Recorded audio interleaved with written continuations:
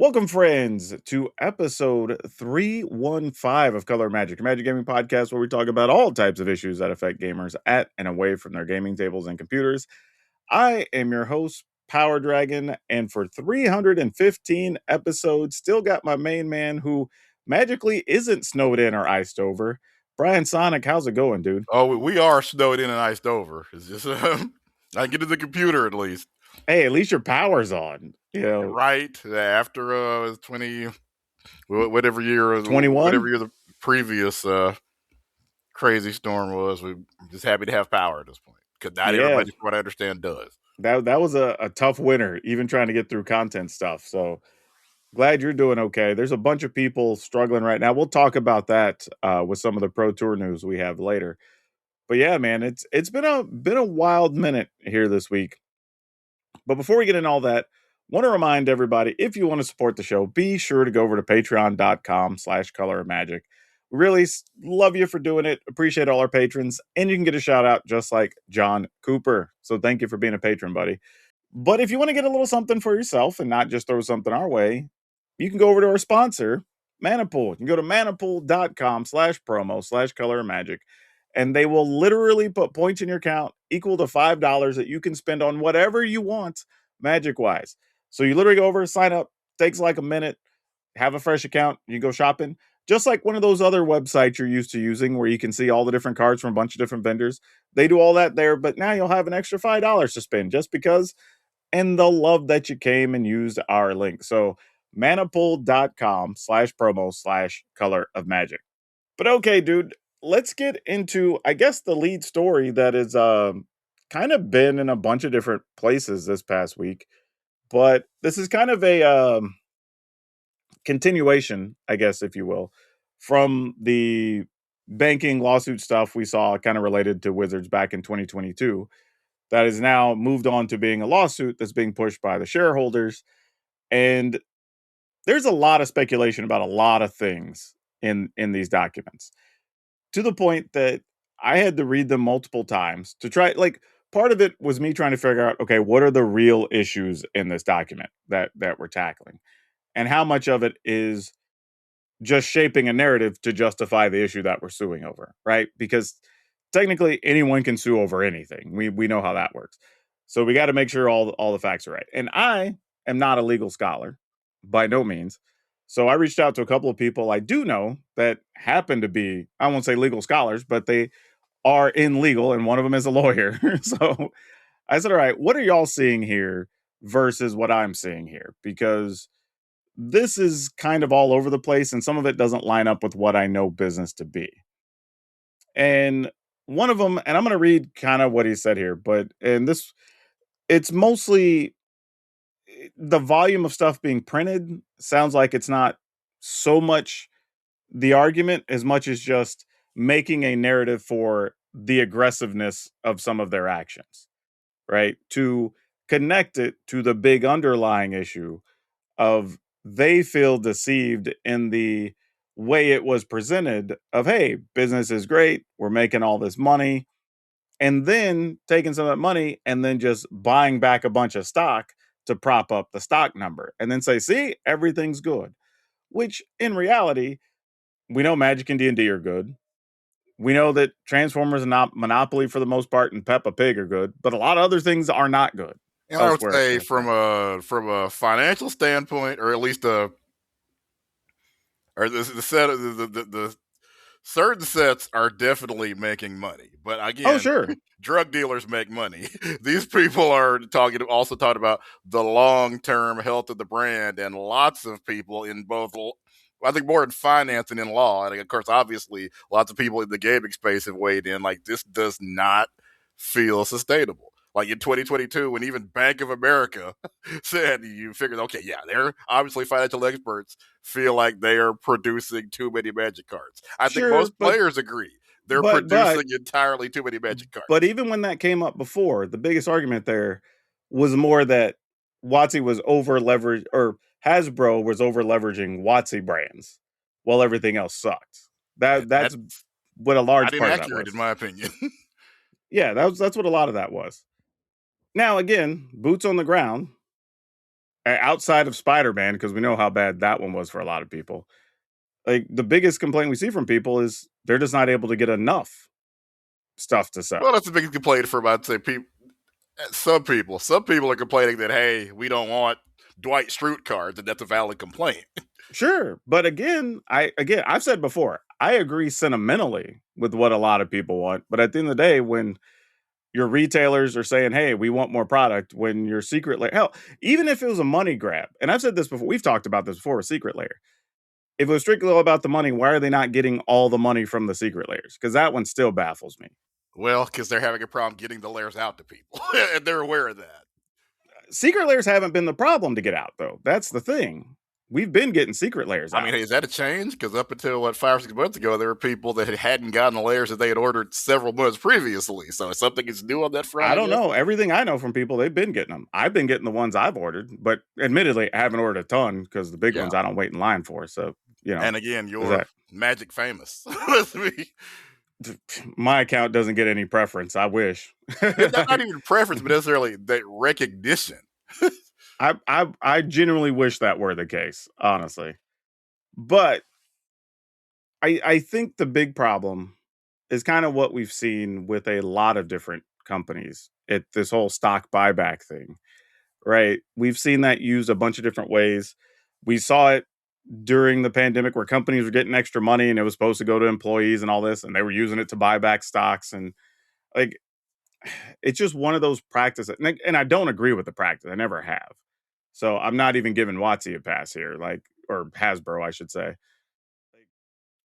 I would hope at the end of the entire lawsuit, which anybody who's wanting a resolution for this, y'all are just gonna have to be holding on forever because these things go Yeah, slow. court cases go real slow. Yeah, we may not hear about anything happening here until hell 2028, 29. You know, there's a chance. I say that if it were to go to court and do the full discovery and blah blah whatever. Realistically, it's probably going to get settled. They will figure out some number, whatever they feel like the shareholders should have gotten instead of on dividends or something, instead of going to buybacks or who knows what. They'll pay out that number. Shareholders get their pieces, and then it's going to be business as usual. That's probably what's going to happen. But I would rather it just not happen at all. Like it shouldn't be a thing, right? Companies shouldn't even be doing that, right? If your stock is down or whatever, it's down, right? Like you shouldn't be able to just go, yeah, we're just going to buy a bunch of it and prop the number up another $3, $4. And then, Like, as they say, the argument of the, and we've been hearing this from lots of people. There was a group, I think, or at least led by actual Magic players that tried to do the same thing not that long ago, right? Or something along these lines in terms of yeah, that was kind of related to that was more of them trying to make a case to break Wizards off from Hasbro or get them to sell it off kind of thing. which would not be a weird thing if if one part of the company is making way more than the other parts. That's actually financially fiscal and reasonable, right? Even if it doesn't ever happen, you could see where that would be a good recommendation that some bank might make. Obviously, take the Sure. part that's profitable and separate it from all the stuff that's taking on water. Yeah, Will generally it ever that's more happen? likely Probably not. if it's more likely in cases where at least in things I can think of, it would be like if Wizards was the parent company instead of Hasbro and the Hasbro brands were under them. Rarely have I seen situations where the big parent company separates from the thing that's making money below them. It's usually cutting off the things that aren't making money. Is usually the case. So yeah, I don't know. The biggest thing to me is there's a lot of people who aren't doing any research and they're just each taking one line out of these documents and going, "Oh, see, I knew this was a thing," or "Yeah, I didn't like that thing," or "Yeah, they shouldn't do it." And it's like you kind of got to take it in its totality and don't try to assume because that's what I was doing. I literally went, "Hey, I'm gonna go try to find somebody who understands legalese in these type of situations a little bit better." Because even from what I understand, I think I know, but I don't really know what I'm reading. Oh yeah, I Yeah, mean, I'm somebody that sat through most of my the trials I sat through were criminal trials, but yeah, I won't pretend. We all know there's no way to predict how any kind of court case is going to go. for But sure. in terms of them printing too many Magic cards, no one can. I don't think anybody realistically disputes that's happening. We're The printing a brand lot getting, for huh? sure. I'm The still on the fence of I would want it to be less, but I can't say at this point it's too many. But it is a big ass number. Yeah, and then I totally agree. then, of course, watering the brand down. Again, I don't feel like there's much argument for that. If you look at the top 10 sellers, Magic is literally the only one really using the Fortnite method of printing cards. Sure. But again, if it was a case of seeing cards just stuck on shelves everywhere or local game stores being inundated with all this product they couldn't move, or Well, I mean, it's distributors even being stuck with product, I would agree. well, there is some of that. As a PC gamer mentioned in its story, some of the 30th anniversary cards apparently were stuck in a landfill because they couldn't sell Sure, but a bunch of those never even went out to anybody. Those were them direct from because they couldn't Wizards. sell them. Yes, but again, those were direct to Wizards and were never offered to anybody. So Now, that's 30th just a anniversary product was they offered, made. right? That's a product they made that just didn't work. That's not stuff that went to a distributor or to Walmart or whoever that eventually made its way to your local game store and sold to an end customer. That was just something they put on a website to sell directly, and yeah, nobody wanted it. With that So done, go back to printing entirely too many cards. but again, I don't think the issue there was too many cards. I think the issue there was just a product nobody wanted. That's a different problem, right? Is it though? Because they've been printing a crap ton of Final Fantasy and Dragons of Tarkir and Edge of Eternities and Avatar, and those are all selling. So that's what I'm saying. Is it a lot of cards? Absolutely. But I can't say it's too many if stuff keeps selling out. I think you can because clearly that's a situation where that was too many. Had that been, let's say, well, I guess you get to a point you probably If those were playable reprints, I think they would have sold. Those were weird 30th anniversary. We want an excuse to print Moxes and Lotus and whatever with weird backs and things, so they're not legal for tournaments or whatever. And we're going to sell them for whatever it was, like $300 or whatever the crazy price was. Like, yeah, people aren't interested in that. Hell, if they'd been $50, probably would have sold them stacks of them. so and not knowing what your customers want kind of falls under breaching your or overproducing magic cards, as the lawsuit says. See, I think that's a different problem. I genuinely do. I think those are not the same because that product I think could have sold if it was a different design and was a lower price. But you're trying to ask people to pay $300+ for proxies, basically.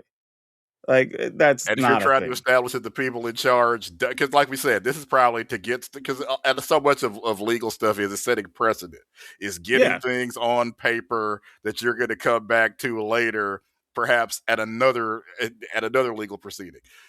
Right now, they'd like to get on paper that the people at Hasbro don't know what the heck they're doing, and No, as we say, it may take 2 or 3 years to get that. A judge may never say that conclusively, but and we're again, talking about it today. this is why I went back and asked to make sure from legal folks. And they even said, like, yeah, a lot of this probably isn't even relevant to the thing they're really upset about, but it's saying, hey, here's other actions that we could say lead up to us potentially being defrauded, right? Which is what they're really after. And you need something to create a case of we think they're taking actions that are benefiting them and the individuals on the board and not us as shareholders, right? Which is fair. If you honestly believe it, great. You got to establish something so you can get the case in front of somebody. But yeah, we'll see, man. I don't know. I think at the end of all of it, it's generally going to get settled, and I hate that, with any major companies because hell, we talked about it off there that all that stuff that went down with Wells Fargo, they shouldn't even be allowed to run banks. Literally made up accounts to charge people and stuff. Like it was the weirdest thing. So if they can get away with that, it's like, come on. And Like, looking at this, it may not even be so much there. I mean, I think there's some allegation of corruption because when you're saying, "Hey, buying your own stock back was, fraudulent," yeah, that's alleged corruption. I think they're also alleging just kind of incompetence, basically. yeah, exactly. You're trying to establish stuff there to make it easier to get your point across. I get it. I don't have a problem with it. But yeah, I again, I get it. It's something to talk about. It's definitely something everybody has an opinion on. Just be careful. with all things, like make sure you're reading some into it, get people understand it, understand what the core of the issues are, and don't get your hopes up on anything changing just yet. Because I think even if something were to change, we ain't gonna see it change for 2, 3 years still. Oh, absolutely. But again, And I don't think you need, I don't think you need to be a lawyer to probably agree that yeah, they're printing a few too many cards, and the brand is, it well, we've talked about how like how many actual universes within Magic sets are we getting this year? What, three? Is it three? What is the number? yep. I mean, again, we'll see. I'm I don't know, maybe I'm the negative Ned here, but I just don't again, I see a settlement with nothing changing. I say nothing, but nothing that we will tangibly see changing. There will probably be some flow of information, transparency, blah blah, whatever change, but it isn't going to affect anything on our level. Like I just don't see that being a thing. But again, we'll see. Definitely I'd love something to be wrong. we'll keep an eye on as it progresses. Exactly. But yeah, man, let's get into the soapbox because I have one that this I don't know. This is one of the ones that just grinds my gears, I guess.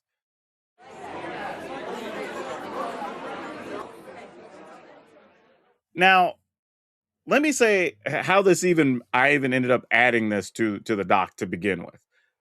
But I decided because we were doing some rearranging and getting rid of some stuff. So I'm like, let me just put some stuff on one of the free sites, buy nothing groups or whatever. Give some stuff away to people who might need it. So first couple items people came and got, no problem. But then I get this lady who wants to come get this old bed frame we have. No problem. I'm like, hey, you just let me know when you want to come by. We'll work it out. She says, I'll be there between 5 and 6 o'clock. I'm like, great, no problem. She messaged me at 5:15. I text her the address. I'm in the middle of recording something, but I'm like, no big deal. I'll just keep an eye on it. When we get done, it's 6 o'clock. I ain't heard from her. I'm like, okay, well, sometimes maybe they're across town, had an issue, whatever. Well, a whole hour goes by, and I'm just like, hey, what's the deal? Where you at? Like, you said you'd be here in a few minutes. What gives? Bro, she told me she basically was making 3 extra stops. Like, oh, I had to pick up somebody and I went and got this thing and running some errands and going to the market and blah. I'm like, so when were you going to come by the house? He says, well, tried to give me the sob story, which don't be wrong. I'm not hating on nobody. Like, I get it. You got problems. Cool. But I've also been through the struggle, man. I tell people I wasn't even broke. I was destitute, right? Go look that one up if you don't know the word. But it's broker than broke. So I get it.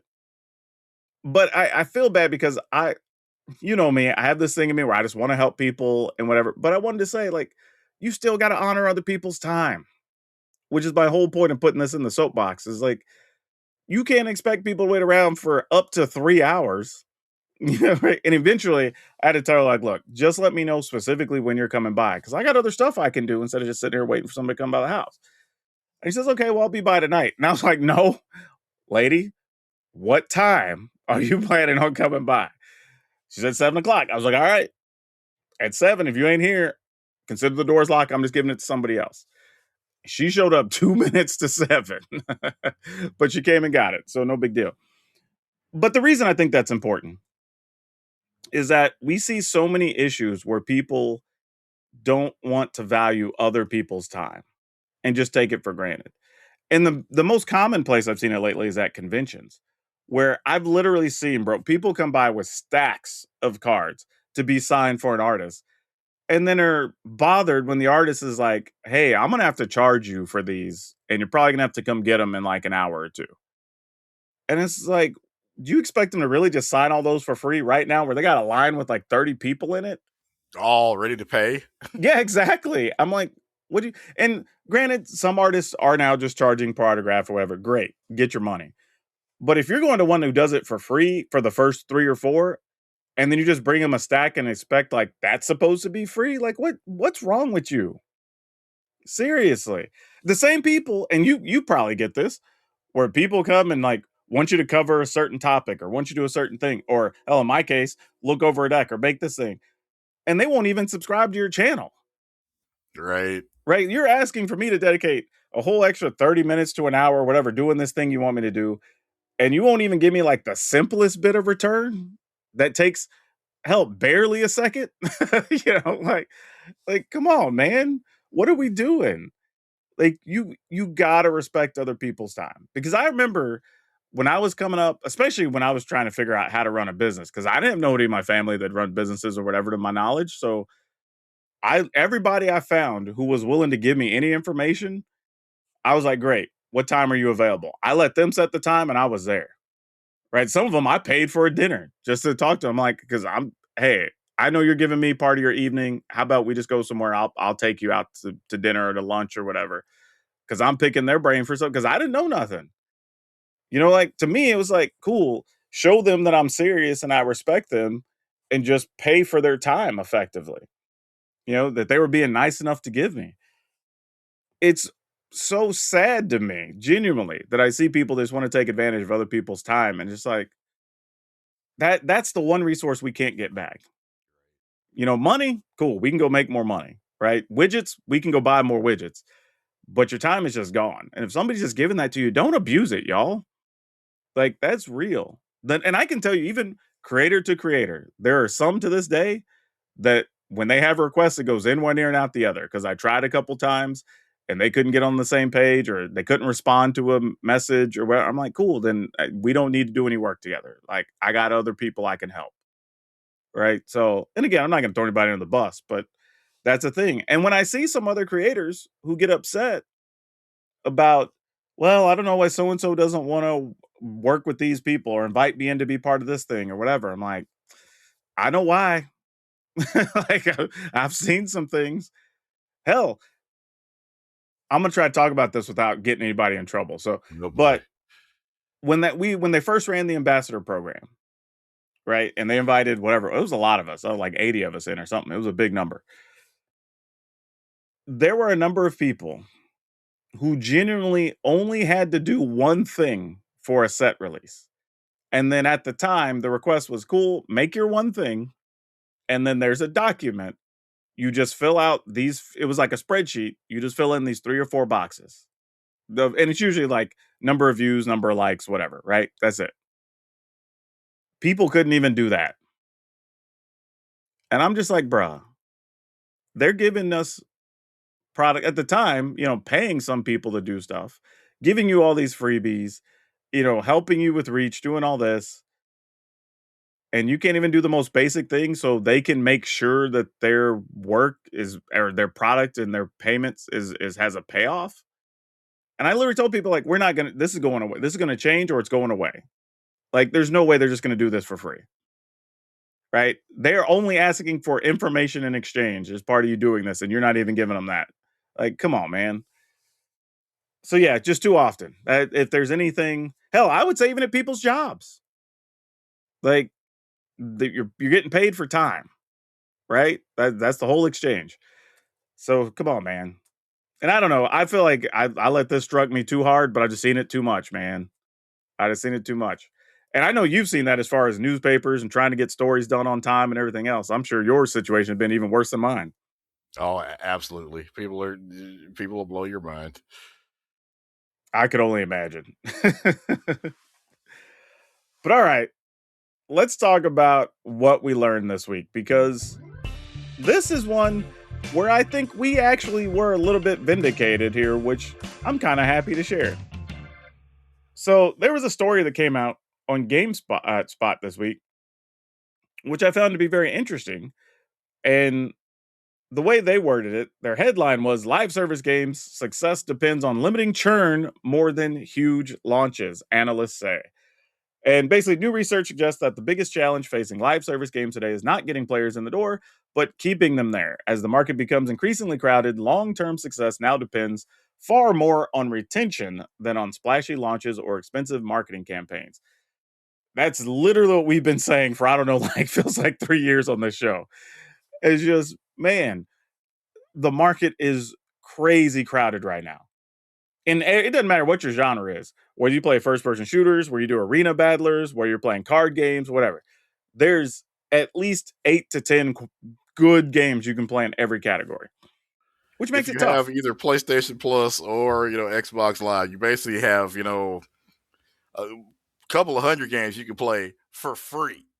Yeah. Absolutely. Well, okay, you're paying for the monthly service, but once you've done that, because you're probably going to pay for some form of online play anyway for a lot of these games. So yeah, Oh, for but you're sure. essentially like this is pretty much just cost you have paid already, and yeah, it's a 200 in before you've looked at anything else. Yeah, and that's the crazy part too about live service stuff because a lot of those come with cost still. Now the ones that don't, that are free to play, and then you just buy the accessories or your skins or whatever, cool. But it's all about keeping the people there. And we've said that forever. Like, it's cool to have like a big splashy release, but okay, then what? Right? If you just slowly peel all your players off, you're back to square one. And even myself, my thing is I have some magic related stuff like Arena and physical cards, of course. I have like Team Fight Tactics. I have a couple of time wasters on my phone. And then I have one or two games on Steam I kind of cycle through if I have maybe an hour or two to waste or whatever. That's it. For something else to get played at any given point, something else has to get bumped for some period of time, if not entirely, right? So your thing has to be good enough, not just to replace what I'm playing, but for me to replace it permanently to keep coming back. And recently Marvel Snap fell off, right? And I say that it fell off like a year ago for me, but it's now reached a point that's removed from my phone because I know I'm just not coming back to it. But I don't know even the best way for a lot of these games to do that unless you're exceptional. Like Marvel Rivals took over a lot of people's stuff. Definitely. When that came out, it was like people went, "Oh, this is my new FPS game or whatever, my team battler game or whatever." Right? This is it. And that knocked a bunch of people off. But we've Then been they started adding auto chess modes, and there's a PVE zombie battle thing you can do now. Yep, just keep giving people more reasons to come back and ways to play it, right? That's the thing.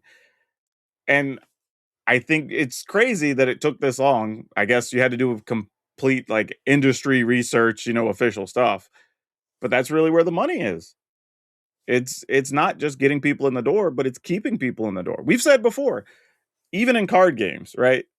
You have pretty much your big three: Magic, Yu-Gi-Oh, Pokemon. Those are going to be the big ones in almost every store. It's at least two out of the three or something.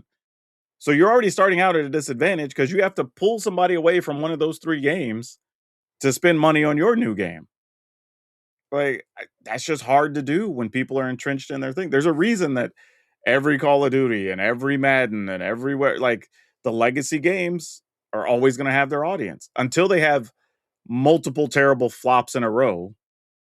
That crowd's going to be locked in. So you got to fight twice as hard to peel those people off. Hey, in the case of Madden, not even that, because they've had a bunch of subpar Maddens at this point because they're the only licensed NFL game.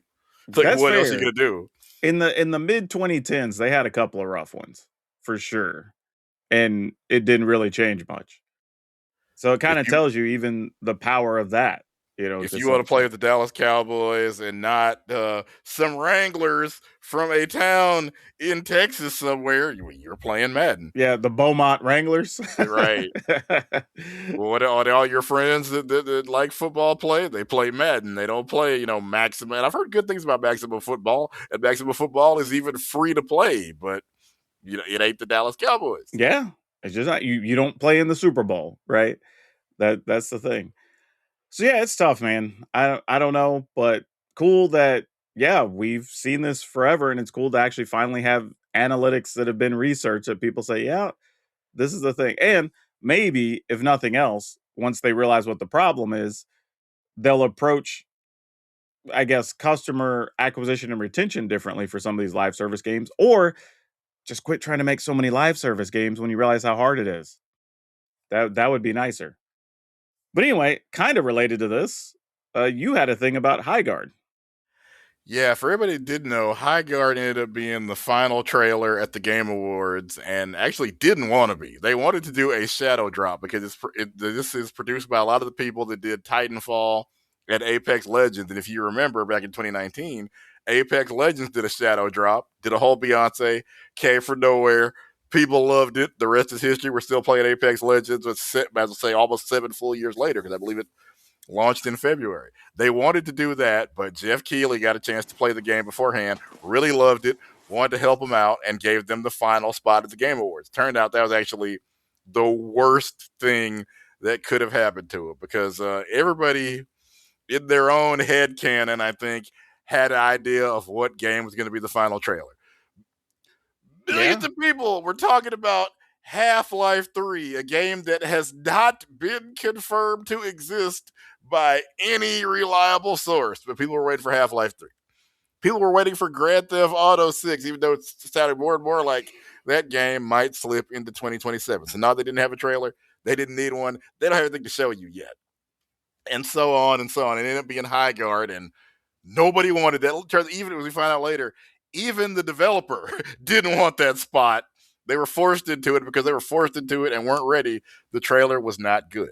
It made it look like yet another generic hero shooter, and people started saying, oh God, it's Concord 2.0, which is not the publicity you want for your video game. Well, hell, Concord was dead on arrival, so you definitely Exactly. don't want that.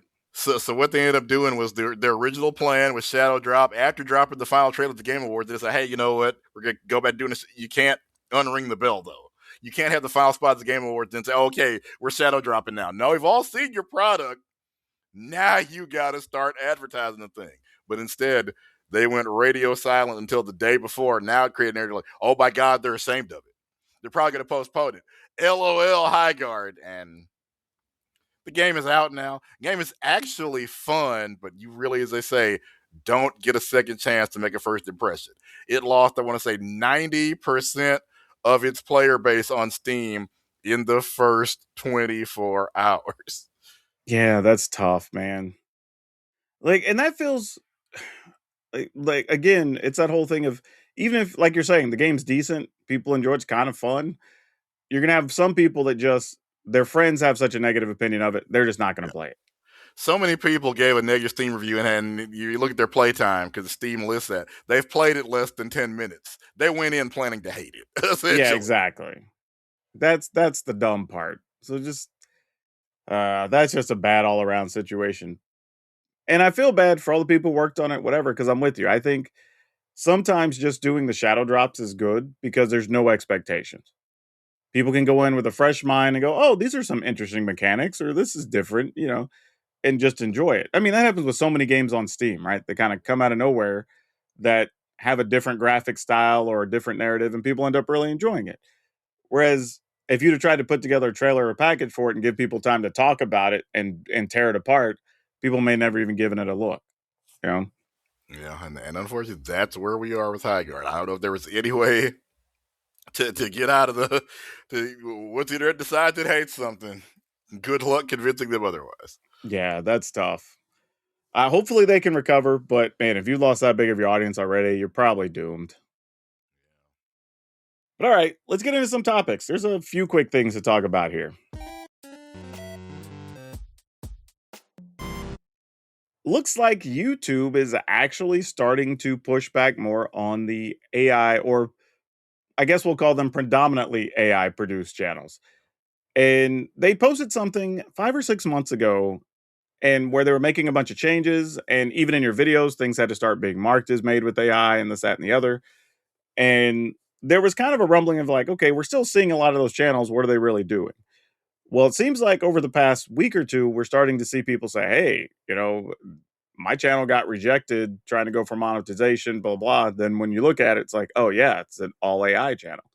And these are channels where the video is AI, right? It's got an AI voiceover, it's got AI tech. Hell, some of them are even using AI stuff to make the description for the video, right? Which you could just type out quickly, right? So I think when they're saying that and going, okay, you're not really making anything, right? And their logic is, hey, this is a place for people to come share stuff, personalities, build things, whatever. And this isn't a personable level that we want to promote, right?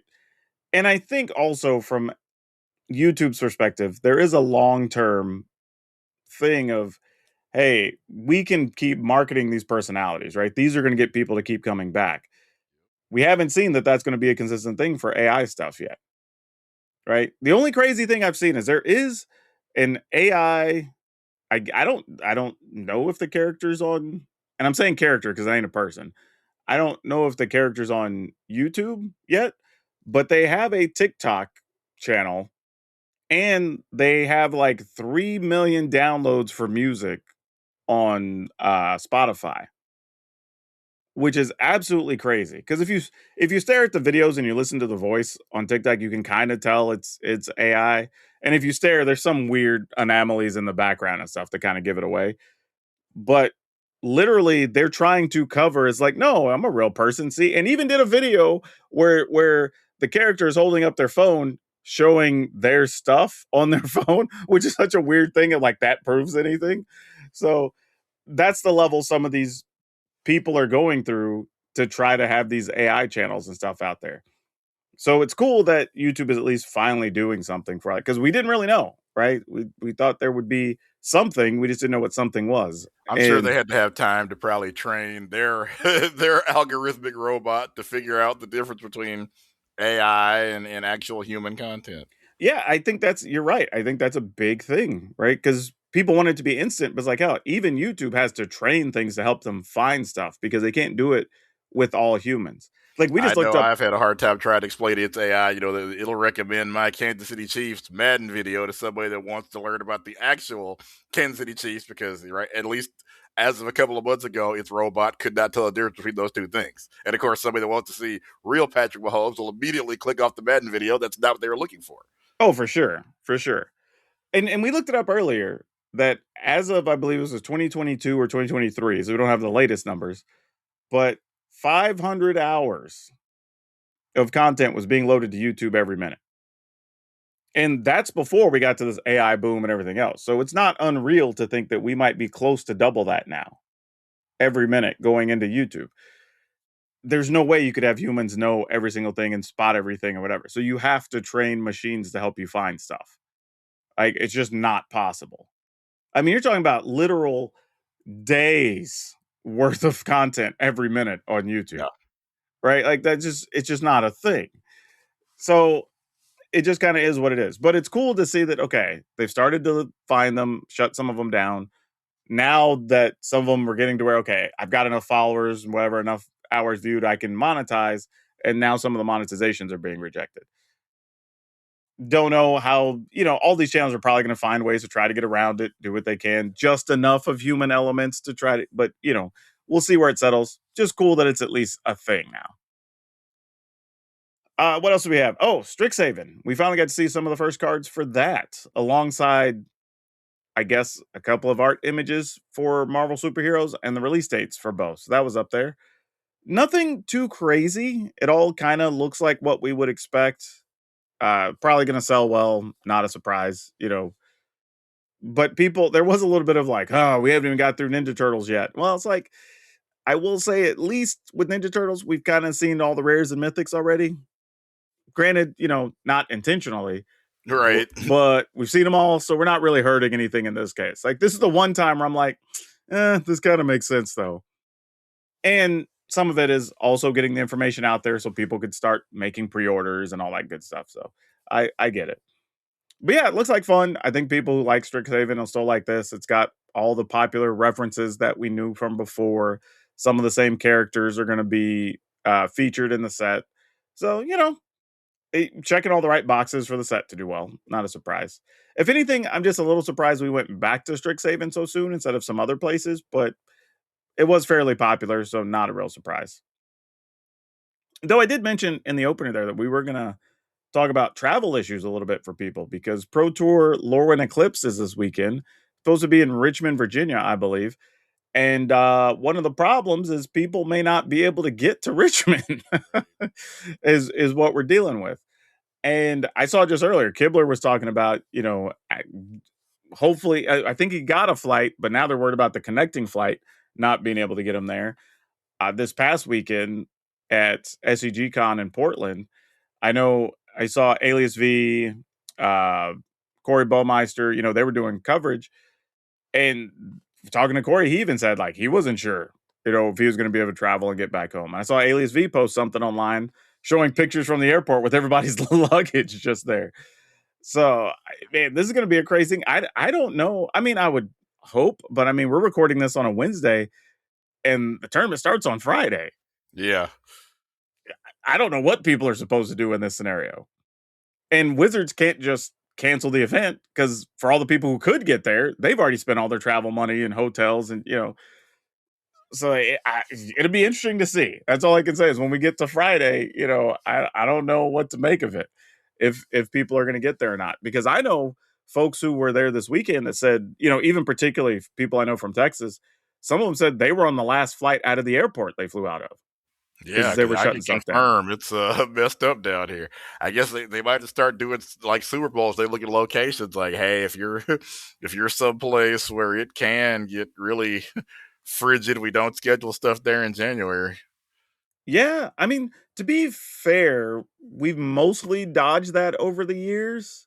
Because I would think Richmond, Virginia would be a fairly safe spot. Yeah. But when you see people, man, I saw people from Michigan posting and they had like minus 17 or something. Yeah. I'm like, that's crazy. Where we're putting notices for be careful for exploding trees because it's supposed to get so cold. Like, yeah, or people in, some areas saying, yeah, we've had warnings to not be outside for more than 15 or 20 minutes at a time. Just insane stuff. I'm very lucky where I live. Like I don't know. Today I think it was like 40 degrees or something. So I'm looking at 48 right now. So we're having a great time in the Northwest. Let me tell you. And And ordinarily, you figure Texas would be one of those places, but we do have like our 1 to 1.5 weeks of winter weather every year, and this is it. yeah, for sure. And I will say for the people who got stuck in Portland, if you have to be stuck somewhere, Portland, Seattle, whatever, like with decent weather, there are way worse places to get stuck. Not saying the inconvenience isn't still bad, but there are worse places you could have been. But I don't know what they're gonna do. I know, I offered some people, hey, I have a spare room. You can come chill with me. I can get you to SeaTac in the morning. I'm not gonna drive all the way back to PDX, but I can get you out of here. But they were just like, they couldn't even schedule a flight. So it's like, even if I can get them to the airport, they wouldn't have a connecting flight to get to or whatever. So yeah, it's a crazy time right now. I don't know what it means for the Pro Tour. We'll see. I'm hoping maybe everything clears up between today and tomorrow for a lot of places and people can still get there. Or hell, maybe get there red eye Friday morning and you may be tired for the first couple of rounds, but at least you get there. But yeah, dude, you had some NBA 2K related news as well that you want to talk about. So what you got? Yeah, I guess a couple of months ago now, we talked about the players over profit movement, where people were just kind of upset at how deeply NBA 2K was getting into our pockets and wanted, really more content, more stuff so we could actually get decent cards for free. And hey, maybe they heard us because this new drop they got called the Greatness Challenges. All these cards are free. You can get 5 would appear to be really good dark matter cards and a 100 overall D Wade, which is going to be the first 100 overall card we get this year. And again, all of this is free. Now you're going to have to grind a lot because if you say you're going to either you give them time or you give them money. So yeah, it is a grind, but still, this is a whole bunch of free content and gives you all the reason in the world to play the game. And with really like soon to be February, which can be kind of a dead time for NBA 2K if we're honest. You know what? Golf clap. I gotta respect it. And maybe it is the player because that was a big thing. That hashtag was all over the place. So maybe they are paying attention and just saying, hey, we're gonna have the paid content over here, but we're still gonna have some decent stuff that's competitive that you could grind with over here. And I'm okay with that. I've said before, like at least if you give me a time option, I Yeah. can't be that upset about the paid option. It's a huge grind. If you want certain cards like the 100 overall D Wade to be quote unquote status symbols, we absolutely will be. If you see a 100 overall D Wade card, you're gonna know this person is an absolute savage because there was no way to get it other than playing a whole bunch of NBA 2K. They couldn't. They could. This is one of the few occasions where they could not pull out their wallet. Yeah, well, that person probably gave you an extra 150 hours to get that card or Right. whatever. Yeah. Or else they're just so good at it that whatever the challenges were able to hit, let's say 700 3 pointers over the course of I don't know 40 or 50 games or something. That'd be wild. I'd be mad playing against that person. Well, yeah. But again, some people, if they don't miss, and I've heard about a lot of people that have basically a 60 or 70% from three. So yeah, they could do it pretty easily. That's fair. Yeah.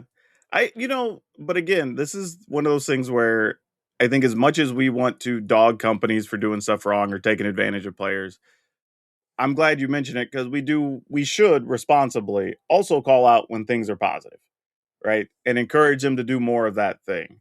So, like, yeah, this sounds like that's at least a good win for all the NBA 2K And players. pretty much everybody on 2K, so I won't say everybody, but a lot of people feel like this content is a win. Then that's awesome. Yeah, anytime you get stuff where the community at large says, "No, guys, this is good," right? Like, don't screw this up. Let's do this again. I think that's where you want to be. But yeah, man. All that being said, we're gonna have a lot to look forward to next week. So, where can people find you between now and then? All right, I'm writing a bunch of stuff about NBA 2K and all these other things we talked about over at App Trigger. Yeah, go read my boy's stuff so he can feed his babies. And you can find me everywhere at PowrDragn, PowrDragn. And we have a lot of new stuff coming out. I actually just started doing a single card strategy series on my YouTube channel. So you can find those as well if you just want to learn about how rule stuff works or cool things to do with some of the new cards. But as always, wherever you are watching or listening, good morning, good afternoon, good evening, and good night. Please remember to take care of yourselves and your family. Remember to be awesome. And most importantly, with all the ridiculousness in the world, be awesome to each other.